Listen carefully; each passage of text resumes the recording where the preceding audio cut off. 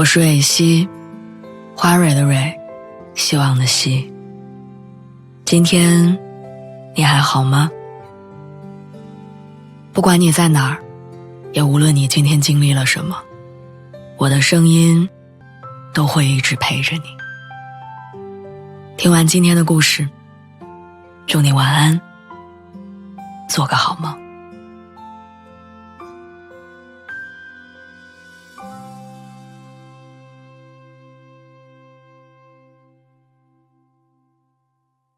几乎每一场结婚典礼，最感动的部分都是新娘新郎对对方说结婚誓词的时候。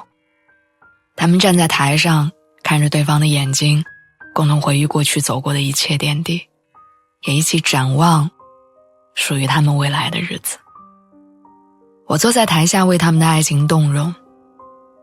其实好多婚礼誓词都挺俗套的，我愿意成为他的妻子，从今天开始相互拥有，相互扶持，无论是好是坏，贫穷富有，疾病健康，都彼此相爱，直到死亡才能将我们分开。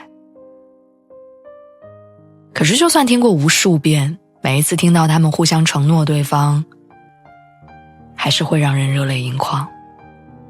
因为我们都知道，即使是最亲密的婚姻关系，落魄时不离开，生病时不放弃，都是难得的事情。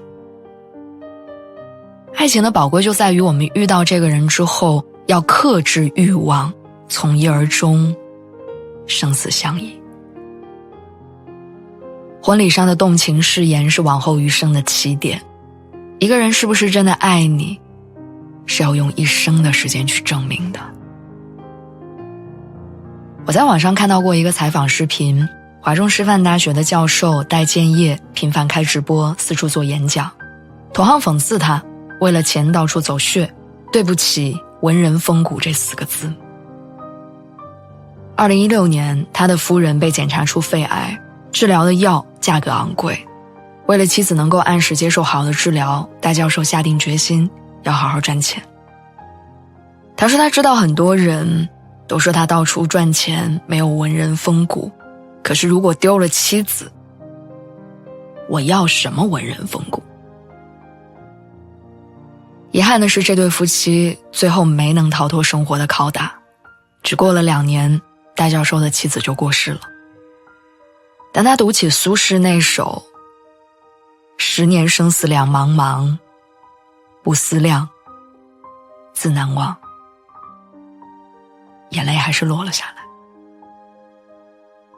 当你年轻漂亮健康有活力的时候，你觉得全世界都美好，每一个人都真心待你。可在你生病落魄的时候，你才会知道最后留在你身边的人是谁。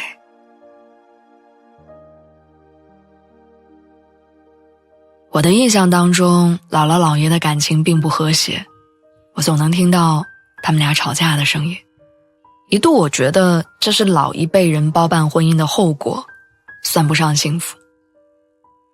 我姥姥是突然被查出癌症的，从生病到过世只有2年的时间。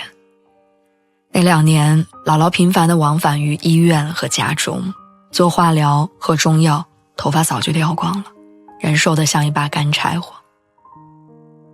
住院的时候，我姥爷从来不让我们陪床，因为不放心我们这些小辈儿，怕照顾不好姥姥。早上天刚亮，他就走路回家熬粥，再带过来。姥姥去世前不久，整个人已经坐不起来了，上厕所要人扶着，一晚上要起来好几次。姥爷就不厌其烦地陪着姥姥，为姥姥端尿倒水擦身子喂饭。凌晨4点，姥姥因为上不出厕所，坐在卫生间里，靠在姥爷身上的样子，至今都留在我的脑海里。后来的时间里，我无数次地想起过那个画面。或许曾经我对他们的感情判断并不准确，站在我的角度里，琴瑟和鸣是爱情，甜言蜜语是爱情。人生阅历不足的我，单纯的以为爱就是电视剧里、电影里的含情脉脉，相敬如宾。和生活里鸡零狗碎的日常一番番上演，它会给人上课的，告诉你一日相爱简单，一生陪伴却难。